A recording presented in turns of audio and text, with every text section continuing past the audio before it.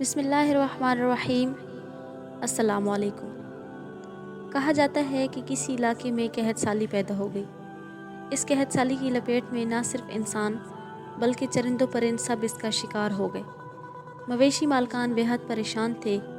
اس دوران ایک مسجد کے مولوی نے جمعہ کے خطبے میں نہایت یقین کے ساتھ یہ بات بتائی کہ اللہ کا نام لے کر یعنی بسم اللہ پڑھ کر دریا کو بھی حکم دیا جائے تو وہ بھی نافرمانی نہیں کرتا۔ خطبہ سننے والوں میں ایک چرواہا بھی موجود تھا۔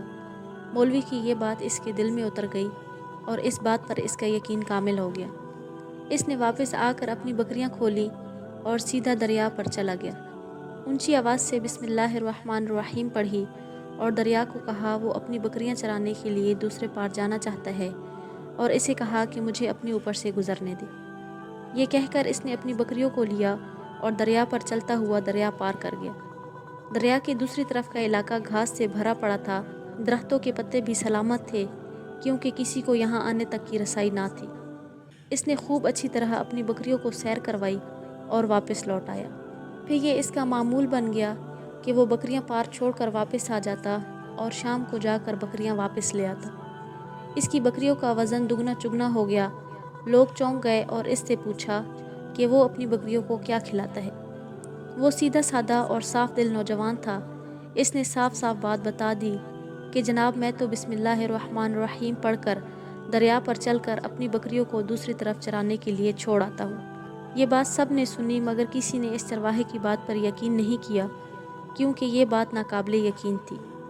مگر بات ہوتے ہوتے مولوی صاحب کے پاس پہنچ گئی۔ مولوی صاحب نے اس چرواہے کو بلایا اور سارا ماجرا پوچھا۔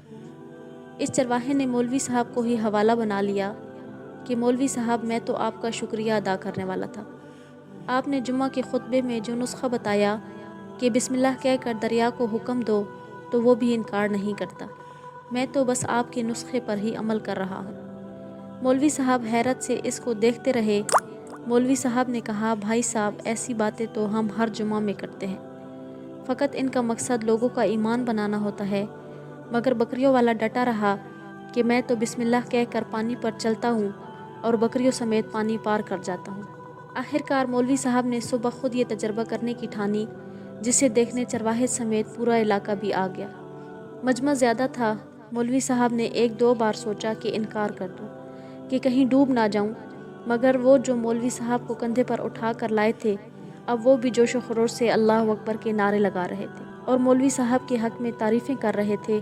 آخرکار مولوی صاحب نے اپنے ڈر کو دور کرنے کے لیے ایک رسہ منگوایا۔ پہلے اسے ایک درخت کے ساتھ باندھا اور پھر اپنی کمر کے ساتھ، پھر ڈرتے ڈرتے ڈھیلا ڈھالا بسم اللہ پڑھا اور دریا پر چلنا شروع ہو گئے۔ مگر پہلا پاؤں ہی رکھا تھا کہ پانی میں گر گئے۔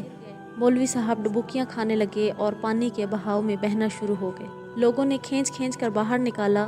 مولوی صاحب کی اس حرکت نے چرواہے کو پریشان کر دیا کہ مولوی صاحب کی بسم اللہ کو یہ کیا ہو گیا ہے، کیونکہ اس کا یہ روز کا معمول تھا۔ اس کے اپنے یقین میں کوئی فرق نہ آیا۔ اس نے بسم اللہ کہہ کر بکریوں کو پانی کی طرف اشارہ کیا اور خود ان کے پیچھے چلتا ہوا پار چھوڑ کر واپس آ گیا۔ لوگ اسے ولی اللہ سمجھ رہے تھے اور اس کے حق میں نعرے لگا رہے تھے، مگر وہ صرف بے نیاز اور سیدھا سادہ انسان تھا۔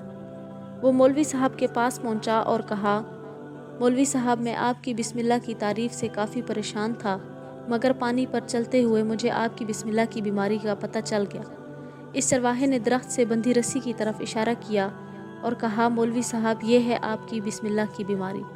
آپ کی بسم اللہ کی برکت کو یہ رسہ کھا گیا۔ آپ کو اللہ اور بسم اللہ سے زیادہ اس رسے پر بھروسہ تھا، لہٰذا اللہ نے بھی آپ کو اسی رسے کے حوالے کر دیا۔